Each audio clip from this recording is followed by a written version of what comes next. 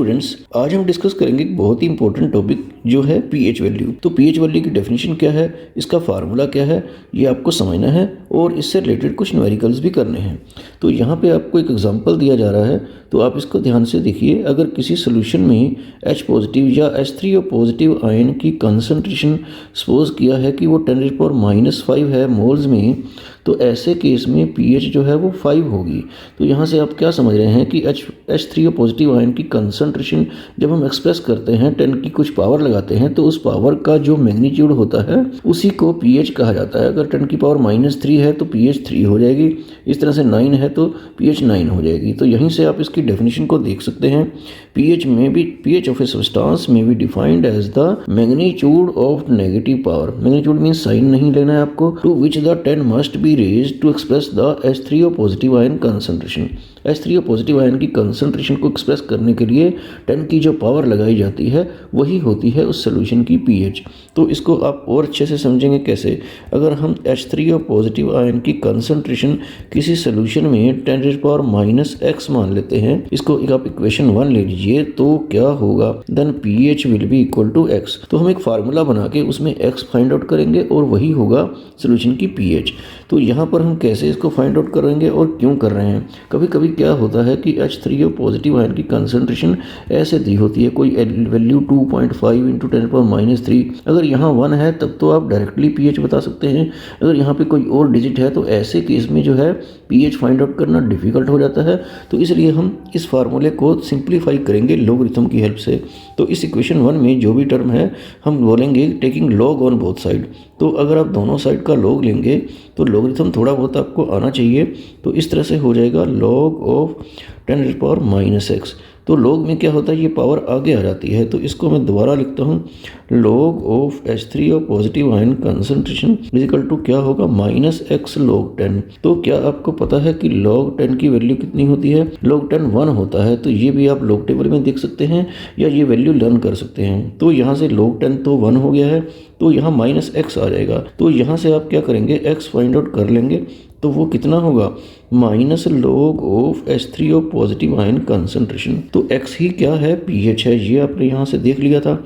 तो हम लिख देते हैं pH is equal to -log of H3O positive ion concentration. तो ये वो फार्मूला है जो आपको लर्न करना है pH के फाइंड आउट करने के लिए। और ये log के आगे जो माइनस है इसको हम -1 मान लेते हैं, तो ये पावर ऊपर भी चली जाती है। तो यहाँ पे देखिए कि हम इस pH को ऐसे भी लिख सकते हैं, log of H3O positive ion concentration, ये -1 ऊपर ले जाते हैं इस टाइप से। तो फार्मूला एक और बन जाता है pH का, तो वो क्या हो जाता है, log of reciprocal of H3O positive ion concentration. तो इन दोनों फार्मूले में से कोई भी आप यूज करके न्यूमेरिकल फाइंड आउट कर सकते हैं, और हम इसी फार्मूले को यूज करेंगे। तो यहाँ से आप डेफिनेशन आपको बतानी है pH की, negative logarithm of H3O positive ion concentration और log of reciprocal of H3O positive ion concentration, ऐसे pH को डिफाइन करना है। तो यहाँ से आपको pH की डेफिनेशन नोट कर लेनी है। Thus pH of a solution may be defined as negative logarithm of H3O positive ion concentration, जो यहाँ लिखा है, और logarithm of reciprocal of H3O positive ion concentration, ये जो दूसरा बॉक्स में लिखा है।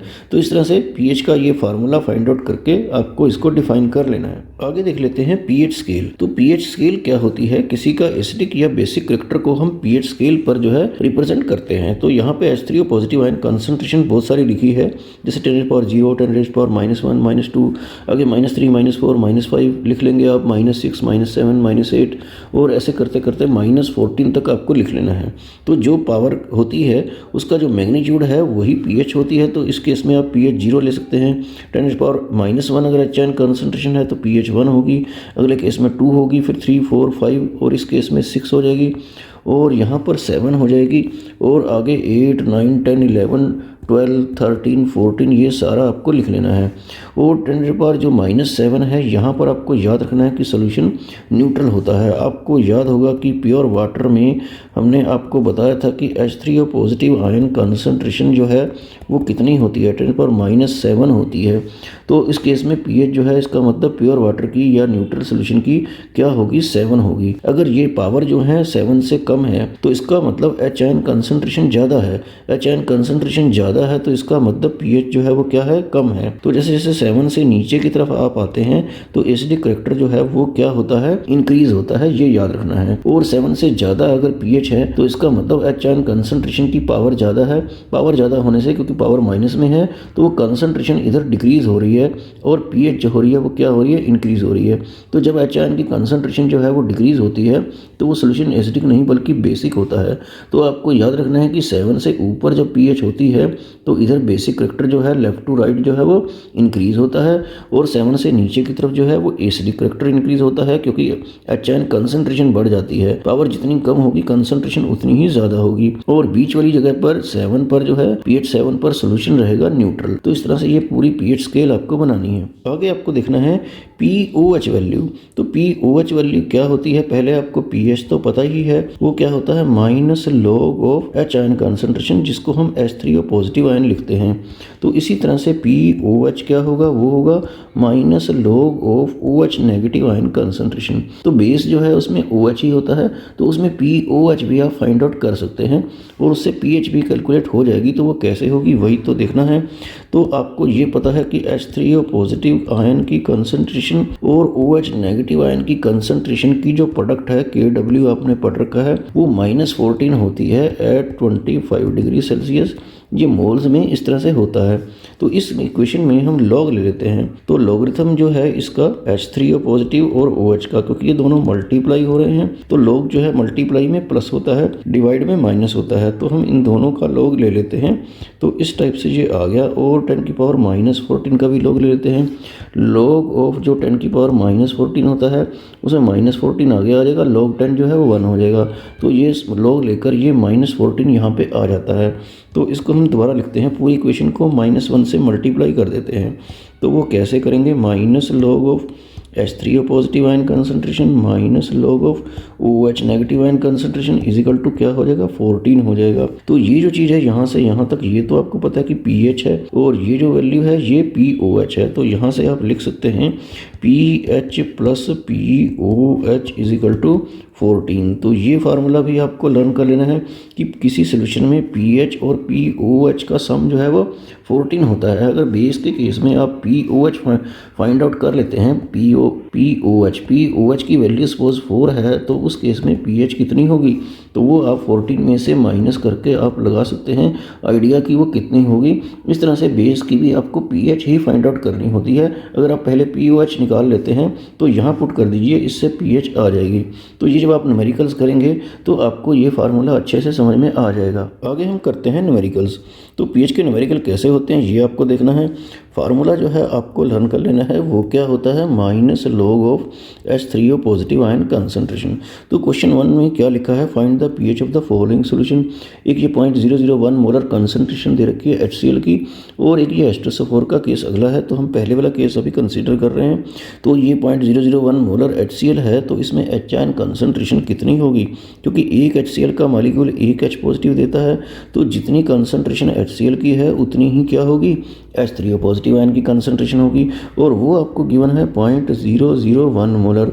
इसको हम क्या करते हैं, 1 × 10⁻⁻ कितना होगा ये आप देख सकते हैं, तो ये -3 होगा।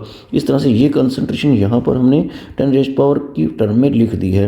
तो pH जो है जब आप फाइंड आउट करेंगे तो कैसे करेंगे, minus log of H3O positive ion concentration. तो यहाँ पर आप फाइंड आउट कर सकते हैं माइनस लॉग ऑफ, ये 1 मैं यहाँ पर छोड़ देता हूँ, और कंसंट्रेशन H आयन की कितनी है, -3, और -3 जो है आगे आ जाएगा, -3 इंटू क्या हो जाएगा, log 10। और log 10 तो आपको पता है 1 होता है, और ये माइनस माइनस क्या हो गया, प्लस हो गया। तो आपका आंसर जो है वो 3 आ गया।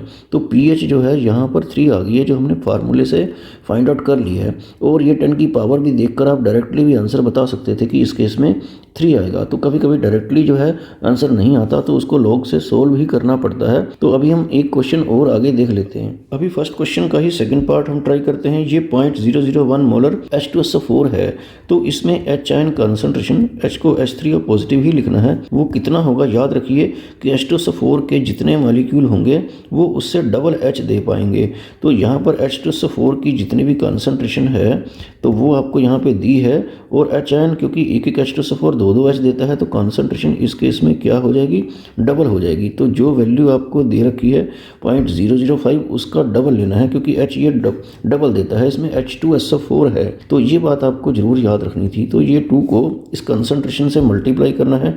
तो आपको क्लियर हो गया होगा कि ये 2 से मल्टीप्लाई क्यों किया है, ये ऐसा H2SO4 के केस में करना है। अगर H3 हो किसी में तो 3 से भी मल्टीप्लाई करना पड़ सकता है। तो अभी हम 2 से मल्टीप्लाई करके देखते हैं कितना आ जाएगा। तो ये 1 × 10⁻, कितना आ जाएगा, ये -2 आ जाएगा, ये क्योंकि 5 × 2 10 होता है। तो इस तरह से ये जो है मोल्स में HN कंसंट्रेशन आ जाएगी। तो आप pH जो है वो इजीली फाइंड आउट कर पाएंगे। वो क्या होगी, log H3O positive ion concentration. तो ये क्या आ गया, log यहाँ पर ये 1 छोड़ के 10⁻² हम कर देंगे और -2 आगे आ जाएगा इंटू log 10। log 10 आपको पता ही है कि क्या होता है, 1 होता है। तो ये आंसर जो है आपका 2 आ गया।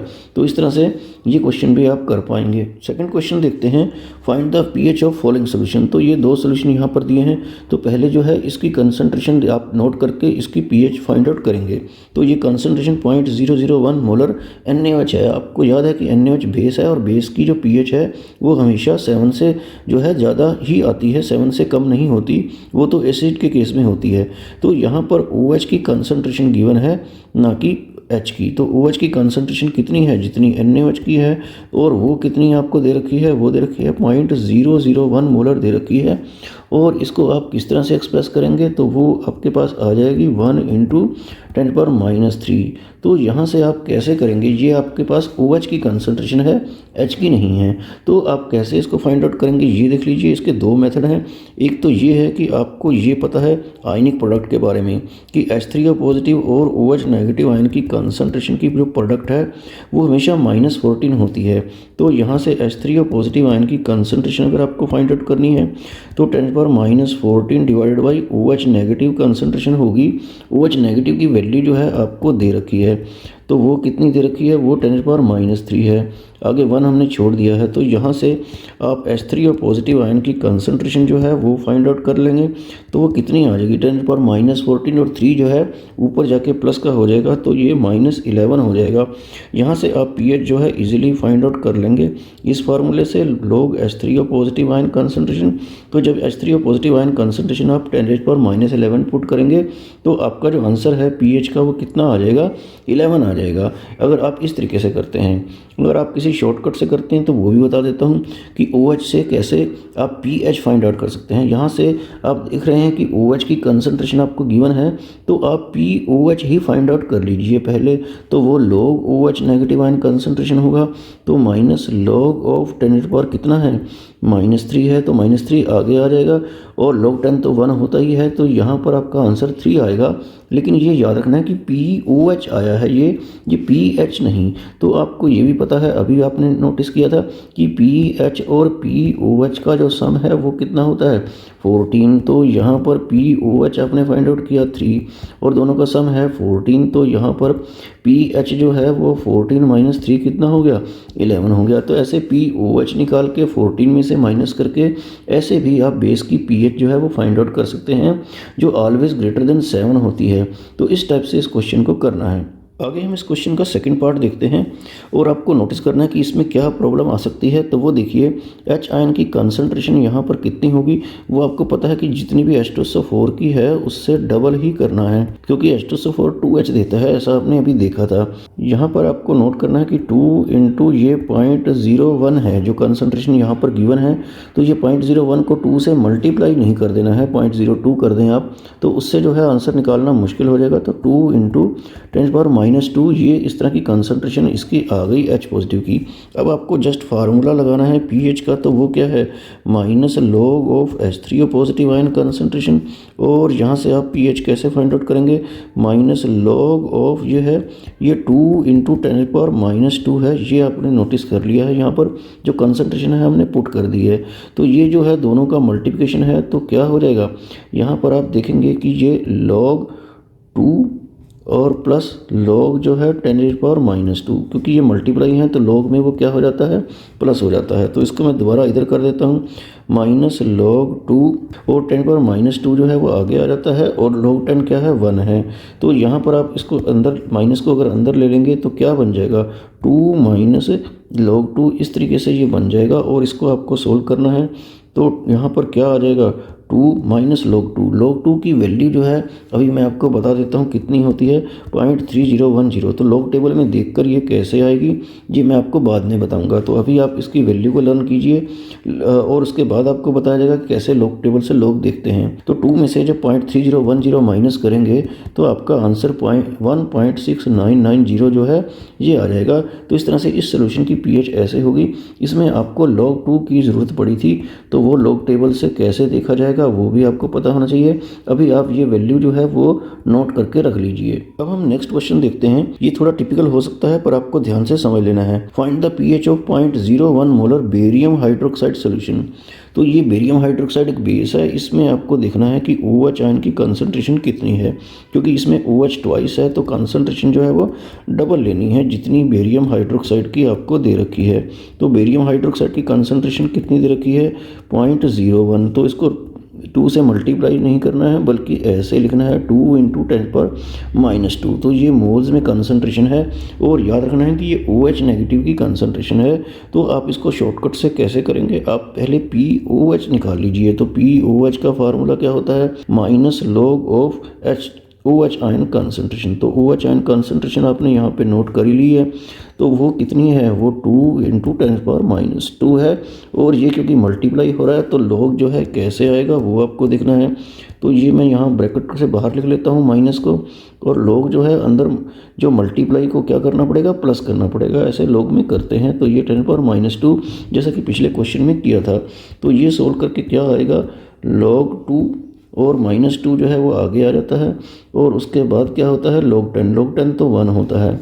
तो यहाँ पर आप क्या करेंगे जैसे पहले किया था, तो POH जो है तो ये माइनस और log 2 की वैल्यू पुट कर देते हैं 0.3010 जो आपने लर्न कर ली है, और -2 है तो ये 2 माइनस 0.3010 आएगा और आंसर जो है ये कितना आएगा 1.6990। पर आपको याद रखना है कि ये POH है PH नहीं। तो आपको ये भी याद हो गया है PH + POH कितना होता है 14। तो यहाँ से अगर आपको PH निकालनी है तो 14 में से ये माइनस कर देना है POH। तो ये 1.6990 ये माइनस करेंगे तो आपका आंसर जो है वो 12 पॉइंट समथिंग आ जाएगा। तो ये 0.3010 आएगा। तो इस तरह से PH जो है ये फाइंड आउट करनी होती है इस सोल्यूशन की। अगर कोई बेस दिया है तो आप POH पहले फाइंड आउट कर लें और बाद में से 14 में से माइनस करके इस तरह से आंसर इसका जल्दी आ जाता है। आगे हम एक और क्वेश्चन देखते हैं। ये है calculate the pH of 10⁻⁸ molar acid solution. तो अगर आपको यहाँ से देख रहे हैं कि HN की कंसंट्रेशन इस एसिडिक सॉल्यूशन में कितनी है, ये 10⁻⁸ है। अगर आप इसकी पीएच जो है वो फाइंड आउट कर लेंगे तो वो 8 आ जाएगी अगर आप लोग से करेंगे तो, या ऐसे डायरेक्ट देखते हैं तो। लेकिन यहाँ पर क्या लिखा है एसिडिक सॉल्यूशन, तो एसिड के लिए आपको क्या याद है pH is always less than 7। तो आपका आंसर लेस देन 7 ही आना चाहिए और डायरेक्ट आप 8 नहीं लिख सकते क्योंकि सोल्यूशन कैसा है एसिडिक है और सोल्यूशन ये वाटर में होता है। तो यहाँ पर मैं इसको सोल्व कर रहा हूँ फ्रॉम वाटर। वाटर से आपको क्या मिलता है कि एच आयन कंसंट्रेशन जो है ये आपको याद है कि प्योर वाटर में कितनी होती है वो -7 होती थी 10⁻, और जिसको हम पहले कंसीडर नहीं करते थे क्योंकि ये नेग्लिजिबल होती थी। अब कंसंट्रेशन ऑलरेडी इतनी कम है तो वाटर्स में भी जो H पॉजिटिव है उनको भी देख लेते हैं। तो हम क्या करेंगे, तो टोटल जो है H3O पॉजिटिव आयन कंसंट्रेशन जो है वो फाइंड आउट कर लेंगे वाटर की मिला के। अभी इस सोल्यूशन में तो कंसंट्रेशन कितनी है 10⁻⁸ है और वाटर से ले लेते हैं 10⁻⁷। तो इन दोनों को आपको ऐड करना है। इसको ऐड करना ये इस तरह से नहीं होगा, तो इसको मैं दोबारा जो है निकाल के दिखाता हूँ कि कैसे करना है ऐड। तो यहाँ पर जो 10⁻⁸ है इसको तो मैं ऐसे ही लिखा रहने देता हूँ, और ये जो 10⁻⁷ है इसको 10 × 10⁻⁸ भी लिखा जा सकता है, इसकी जगह पे ये लिख दिया है। तो ये आप कैसे सोल्व करेंगे, तो इसमें से 10⁻⁸ तो आप कॉमन ले लेंगे तो 1 + 10 जो है ऐसे आ जाएगा। तो इसको आप आगे देखेंगे तो ये 10 + 1 कितना हो गया 11। तो 11 × 10⁻⁸ जो है वो कंसंट्रेशन H पॉजिटिव की आ चुकी है। इसी से आपको पीएच फाइंड आउट करनी है। तो पीएच के लिए फार्मूला क्या है वो आपको पता है, minus log of H3O positive ion concentration. तो यहाँ पे आप क्या करेंगे, माइनस लॉग जो है ये इस तरह से ले लेते हैं, H3O पॉजिटिव आयन की कंसंट्रेशन कितनी है 11 × 10⁻⁸ ये आपने पुट कर दिया है, और इसका लॉग लेंगे तो ये माइनस आगे ही रहने देते हैं।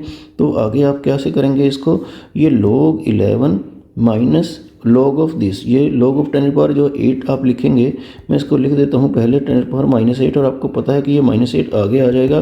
तो ये आंसर आपका इस तरह से इसको सोल्व करेंगे, log 11 -8 × log 10 1 होता है। तो आपको ये अब क्या करना पड़ेगा, आपको log 11 जो है log टेबल से देखना पड़ेगा।